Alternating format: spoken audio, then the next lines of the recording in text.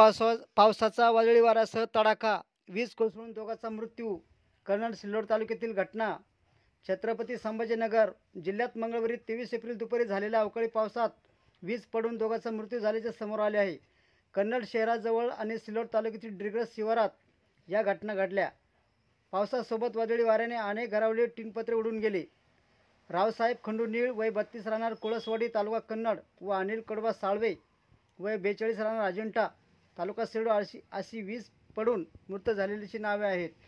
कन्नड शहरातील नारायण नामदेव जाधव यांच्या कोळसवाडी येथील शेतात मंगळवारी शेतमजूर चाळीत कांदा भरण्याचे काम करीत होते. दुपारी 2:45च्या सुमारास अचानक अवकाळी पावसाला सुरुवात झाली. पावसापासून बचावासाठी शेतमजूर मिळेल त्या आडोशाला बसले.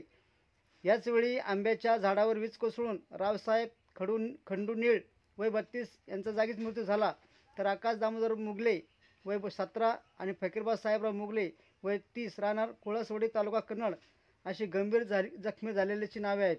त्यांना कन्नड येथील ग्रामीण रुग्णालयात आणले असता डॉक्टरांनी तपासून रावसाहेब यांना मयत घोषित केले, तर इतर दोघांना छत्रपती संभाजीनगरच्या घाटे रुग्णालयात हलवण्यात आले. रावसाहेब नीळ यांच्या आईवडिलांचे निधन झालेले आहे. 1 वर्षापूर्वीच रावसाहेबचा विवाह झाला होता. त्यांच्या पश्चात पत्नी, एक बहीण व 5 भाऊ असा परिवार आहे.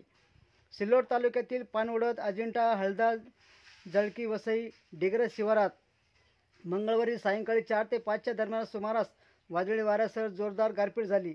डिग्रस शिवारातील गट क्रमांक 160 मध्ये स्वतःच्या शेतात मिरची लागवड करणारे अनिल कडबा साळवे वय 42 राहणार अजिंठा यांच्या अंगावर वीज पडून त्यांचा जागीच मृत्यू झाला.